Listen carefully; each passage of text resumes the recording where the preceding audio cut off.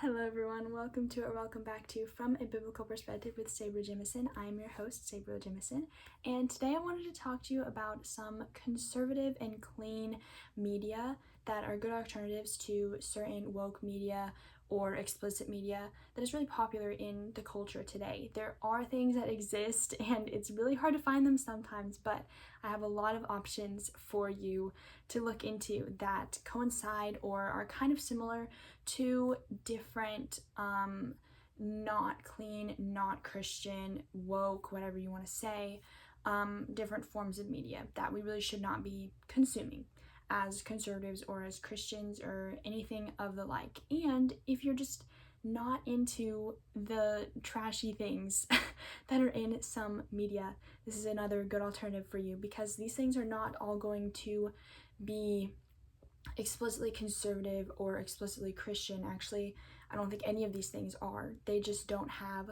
as much of the bad in them. So with that being said, this is a little disclaimer. None of these things have no sin in them. They are not sinless, they just have less sin in them. And that's okay, and I want to tell you why that's okay for you to still be consuming this media or liking this media, because there's a lot of things about the world that are going to be bad. And we have to live in the world, and we have to be exposed to bad things sometimes. But when we choose to expose ourselves to things that have bad things in them, we do need to be careful. It doesn't mean that we can't. It doesn't mean that it's sinful to expose yourself to it at all. And if that was true, then we wouldn't be able to read the Bible either, because there's a lot of bad things in the Bible, and we're supposed to read the Bible. We're supposed to read the Bible every single day, and that means consuming content that is bad in those terms. It doesn't mean that we are doing those things. It means that we're learning from those things, and that can be true of the bad things that are in these medias. Sometimes they're portrayed as bad, and they are bad, and that's a good thing, because the media is telling you that the thing is bad, and sometimes they're not. Sometimes they're not telling you that that aspect of the movie or show or book is bad, but you can still learn from it, and you can still use it as a teaching opportunity for yourself, for your children, for whoever you're with when you're watching it, that sometimes these things are going to happen and sometimes we shouldn't be doing these things, But I wanted to start with movies. I thought I was going to have more options for movies, but I couldn't think of anything specifically that kind of went along with any movies that are really popular but are really bad. I couldn't really think of any, but I have some directors that are mostly okay. I have some directors, and I have the studio, of course, being old Disney, not Disney now. Please no. There are some things that they're doing that are fine, and I think some of the most recent things that they've been doing that are fine are probably Encanto. I liked the new Mufasa movie that they did. I like some of their live action movies, some of the series that they've been doing, things that you wouldn't maybe think right away when you think about Disney, like some of the Star Wars things that they're doing, or things like that have been okay. Some of them haven't, but some of them have been okay. And I really want to focus on the older Disney things, though. Probably before 2020, I would say. Most of those things are safe, and they have a lot of fun nostalgia attached to them, and I will forever watch Disney movies no matter what my age is. I'm completely obsessed with so many of them. One of the directors that I suggested is Tim Burton. Now, there's a little bit of a controversy with Christians and Tim Burton because of the dark elements in his movies, but I'm going to make a full separate video on this when we get closer to Halloween, when I talk about why it is okay for Christians to enjoy entertainment that has to do with dark things, or enjoy Halloween or things like that. I'm going to go a little bit more in depth into that and questions that a lot of people have about Christians and Halloween. But just to kind of summarize that for now, the main reason I would say it's fine is because we are supposed to be okay with some things that have to do with death. You know, that's kind of one of the whole points of Christianity, is that Jesus has victory over death, and we don't have to be afraid of death, and we can welcome death. And that is one of the darker themes in a lot of Tim Burton's movies, is kind of the playing around with the idea of death and dark things. And I think that it is perfectly fine for you to enjoy those things, because we're not supposed to be afraid of those things. We're also not supposed to be afraid of dark things that might be kind of scary to people of the world, or scary to people that don't have God in their lives to protect them, because we have God. So we shouldn't be fearing these demonic things, or these things that might be considered kind of dark. We don't need to fear those things, because we have God. And if you have the Holy Spirit inside of you, there's no way that an evil spirit can also live inside of you at the same time. And we need to trust that God protects us from those things. And that doesn't mean that we toss it around and we allow ourselves to do sinful things, but it doesn't mean that we live in fear of those things, and that we don't make the differentiation. You know, you can still enjoy those things and be entertained by those things without believing that they're going to make you do bad things. There is a difference that exists there.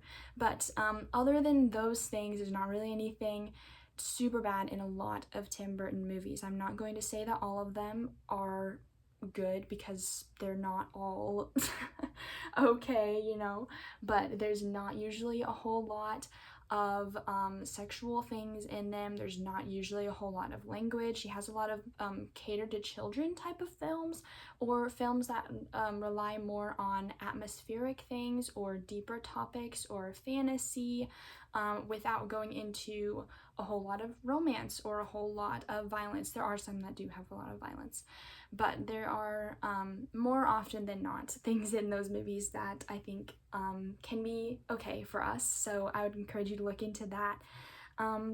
Also, Miyazaki Films is another one that I thought of. So, Hayao Miyazaki has a film studio called Studio Ghibli. I know that it is probably pronounced Ghibli, but my whole entire life I've loved these movies and I've pronounced it Ghibli, so that's what I'm gonna say. And these movies are full of just beautiful, comforting, entertaining, cool things, okay? All of them have beautiful scenery. None of them are particularly sinful. They have a lot of good morals. They have a lot of deep messaging, really cool, interesting characters. There's a lot of growth and development in a lot of the characters. Just really good, cool things that go on in there, and a lot of them are PG rated, so you can watch them with your children, and I've watched a lot of them my whole entire life, and my dad is a big fan.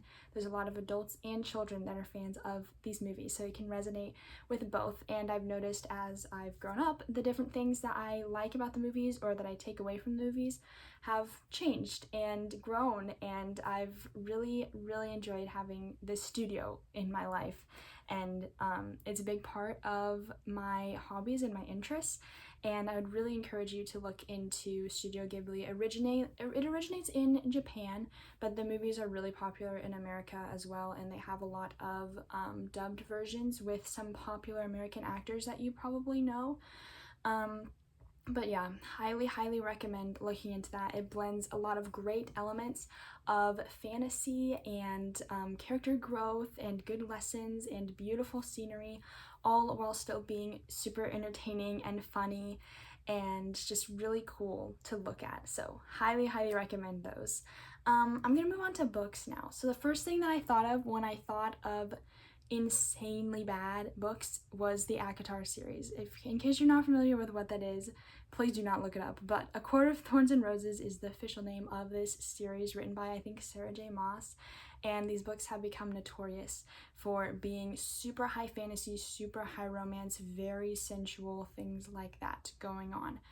Now, because of that, we should not be exposing ourselves to these books, but it can be really hard to stay away from it when everyone's talking about it and you see all these cool things about it, and maybe the world interests you. Maybe it's the dark fantasy or the folklore or the romance, things like that that might interest you, but you don't want to go that far into it, you know, where it gets explicit in that way. So the book that I recommend in as a different suggestion for this that kind of goes along with the same type of vibes is Gilded and Cursed. It is a duology by Marissa Meyer, and I love Marissa Meyer.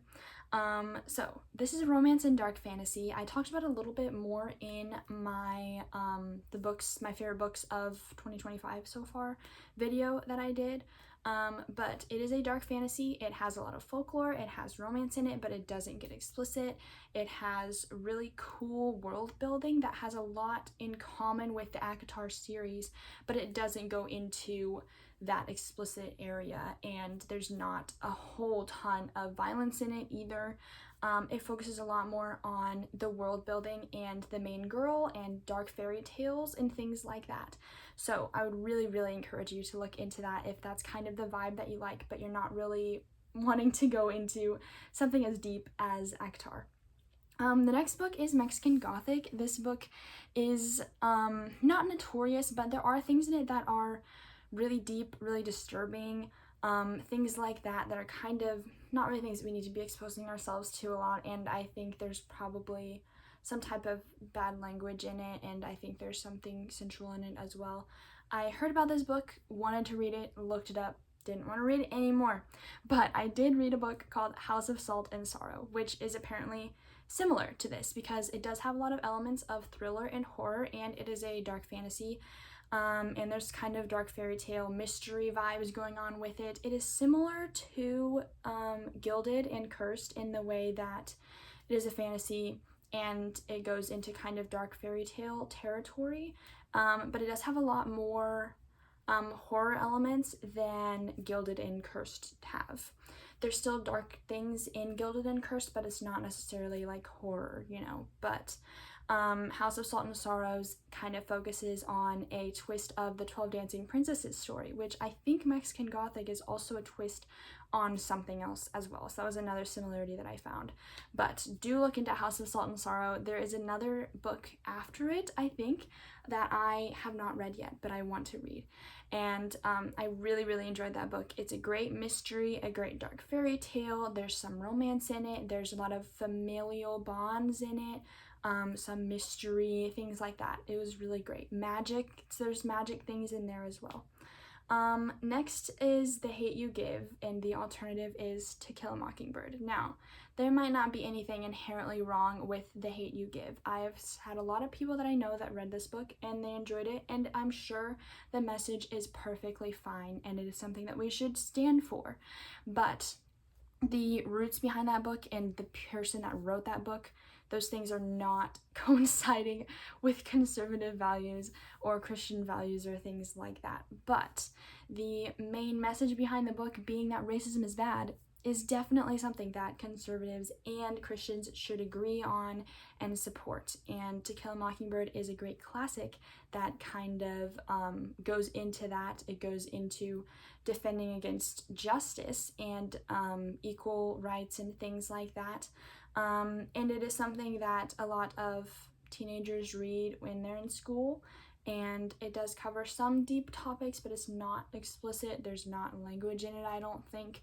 And it goes into kind of a more classic territory where there's a lot more tame things in there. So highly recommend that one. I really, really enjoyed that book when we read it in school. The next one is Starless Sea, and the alternative is The Night Circus. So these are written by the same author, Erin Morgenstern, who I adore the writing that she does in The Night Circus. The Night Circus is my favorite book. I talk about it probably at least every other day. I adore this book for so many reasons, but the main reasons are the same as the things in the Starless Sea. So the magic, the big deep characters, the super cool world building, the interaction between the characters that we get great romance, we get great tragedy, there's lots of drama, there's cool mysterious things going on, and there's magic and all that type of stuff, which happens in the Starless Sea and happens in The Night Circus. Now, the biggest thing about the Starless Sea that I saw were things about sexual content and about LGBTQ related things. there is somebody in the night circus that is gay, but they don't focus on it a whole lot. And a lot of the other stuff outweighs it for the night circus. There's not anything super explicit in there. There's not anything that would suggest a push of poor morals, things like that. It is just a really good, fun, super immersive fantasy that focuses on a circus, and things like that go on with that, and the characters, and this super cool, like, magic underline plot line that they have going on, and things like that. So it's been really, really good. It's a super amazing book. Highly, highly recommend that one. Also, it's kind of magical realism, so they're in the real world, but there's magic that is happening as well. The next is The Darkest Part of the Forest, with the alternative being Powerless. So I am sure that you have heard of Powerless. If you are at all interested in reading, or if you have been on like the reading communities on YouTube or TikTok or anything like that, you've definitely heard of Powerless. This is a fantasy series. The only things that are similar with The Darkest Part of the Forest, I would say, would be like the romance is kind of similar, like the vibes are similar, I think, and the world building is similar, where they're kind of in this, it's not magical realism because there's not magic. There is magic in The Darkest Part of the Forest. There's not magic in Powerless, I don't think. Well, yeah, there is. Yes, there is. Why did I even say that? What is wrong with me? There's magic in Powerless. I feel so dumb. Anyway, there's technically magic in Powerless. They have powers. Some people have powers, some people don't. But the main things are the romance and the world building, and apparently the magic, because I can't think. But Powerless is kind of known as being kind of a clean romance. There's not anything super explicit in there. There's a lot of violence. There's some violence that goes on in there, but I don't think there's anything notoriously or inherently wrong with violence for Christians. And I can go into that when I go into my Halloween video as well. But the other thing is there's a little bit of language in there as well. But the overall things are okay, and it's kind of a romantasy vibe, but you can still get those vibes without going super explicit or things like that. The next song I'm going to talk, what am I saying? The next category I'm going to talk about are shows.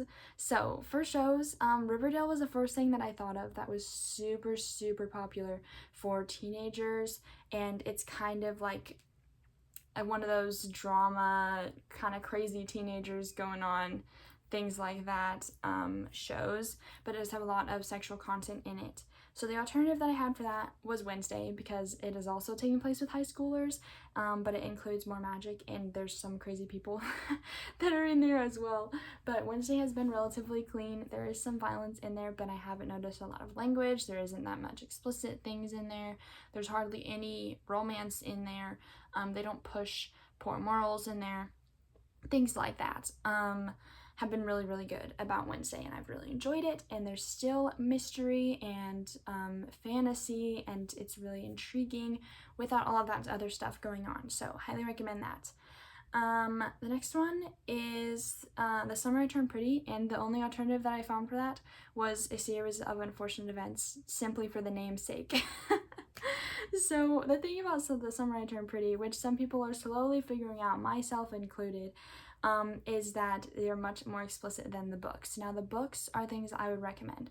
I would recommend the Summer I Turned Pretty series for people that kind of like that vibe of like those traditional teenage love triangle romance going on, with some undertones that are more serious of different events that are going on.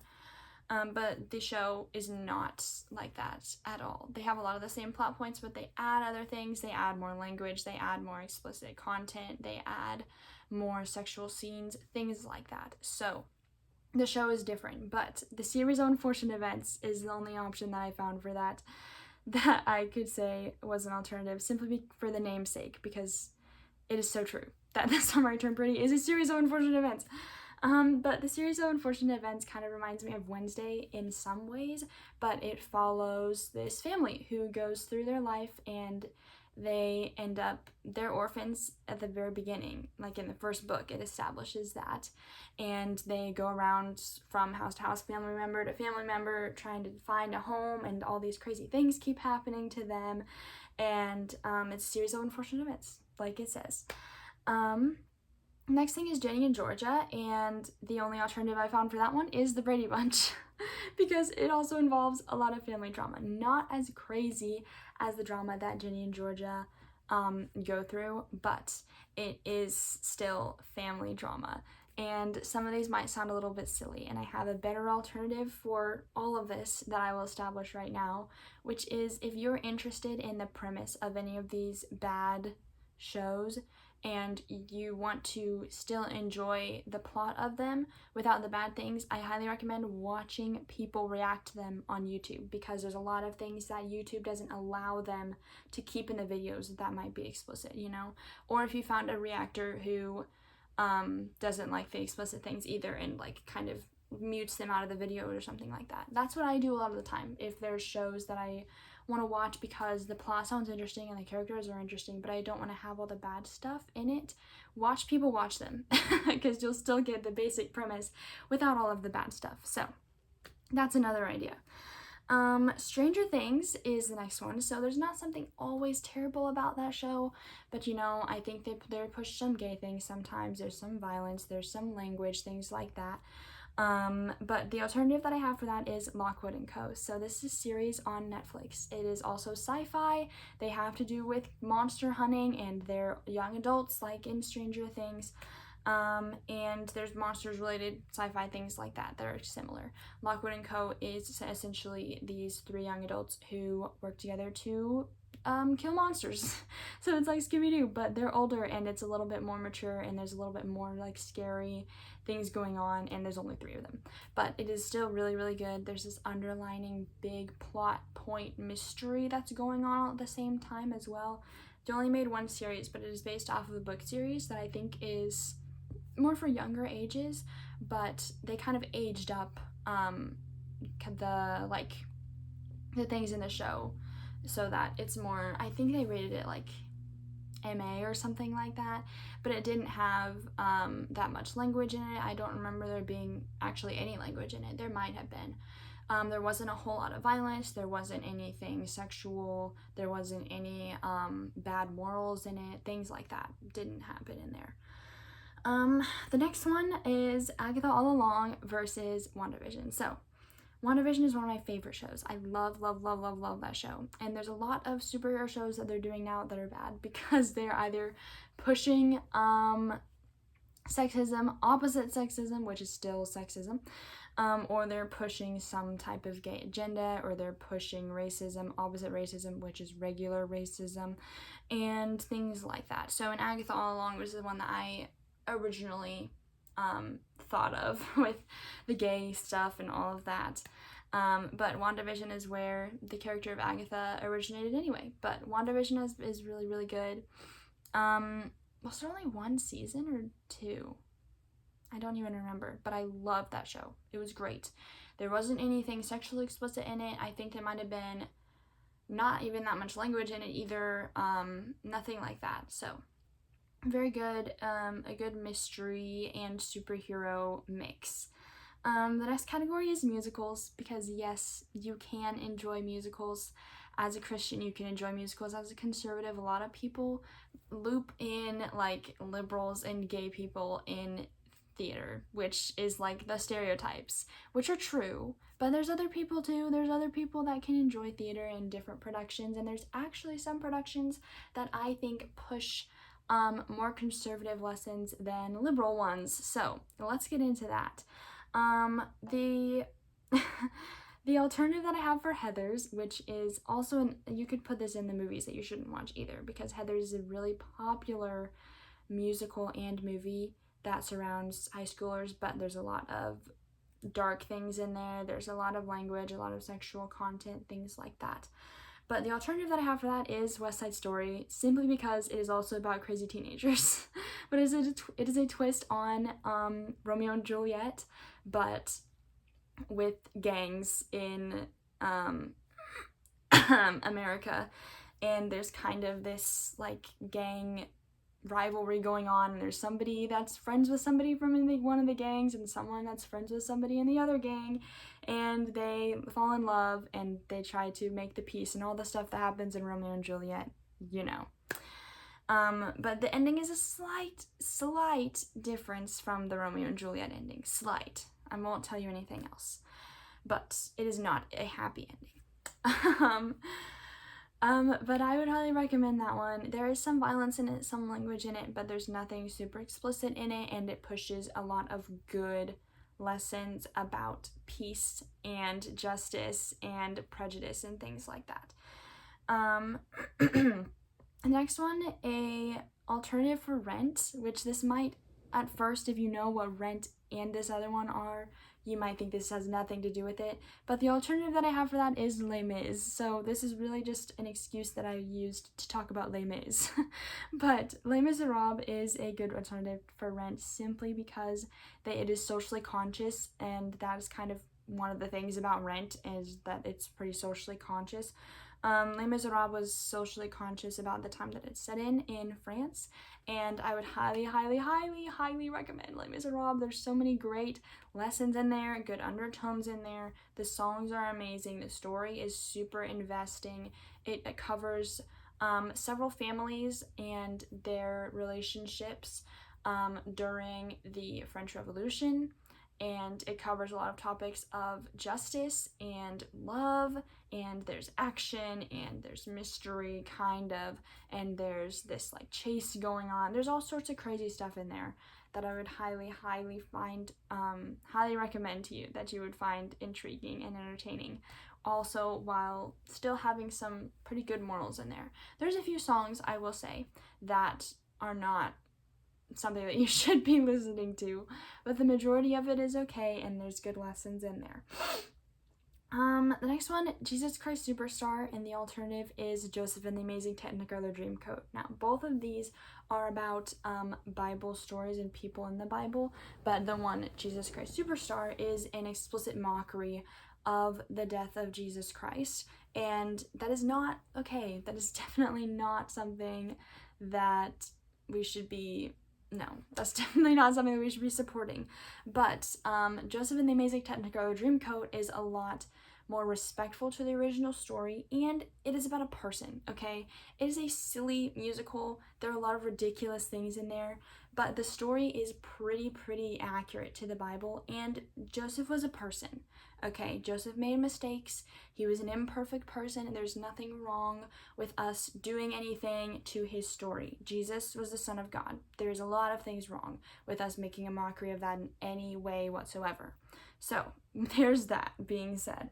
Also, Joseph and the Amazing Technicolor Dreamcoat doesn't have anything explicit in it either, except for, of course, the thing with Potiphar's wife, which is already part of the story in the Bible, so they're being accurate to the story. The last thing that I have in this category, which is, I think, the last category. Yes, this is the last category. I was just talking about movies and books and shows and musicals today. The last thing is Death Becomes Her, with the alternative being The Addams Family. So both of these are dark comedies. Death Becomes Her is a newer musical. There's a lot of bad things in there. There's a lot of like sexual content, a lot of language, things like that. And in The Addams Family, there's not actually any of that, I don't think. I don't know if there's any. I know there's nothing explicit in there. There is maybe some type of language, but I don't think that there's any of that either, actually. So yeah, highly recommend. It's also a dark comedy, which is, like I was saying, totally fine for Christians, and it goes into just like the normal things that the Addams Family goes into. There's a lot of good, nice lessons in there and good character development, and it's kind of like a coming of age thing, and it's just a fun time. It's a really fun time. So those are the recommendations that I have. The next video that I make is probably going to lean a little bit more towards the political side. I've been kind of staying on the religious side for a while, and of course those things do like coincide sometimes and they mix sometimes, but I think the next thing I'm going to focus on is a little bit more on the political or pop culture or like social culture, things like that. I'm probably going to focus a little bit more on that next time. But thank you so much for watching. I hope you've enjoyed. I hope you will look into these things and find that there are ways for you to enjoy media without consuming a whole ton of sinful and worldly stuff. But thank you once again for watching. Have an amazing day.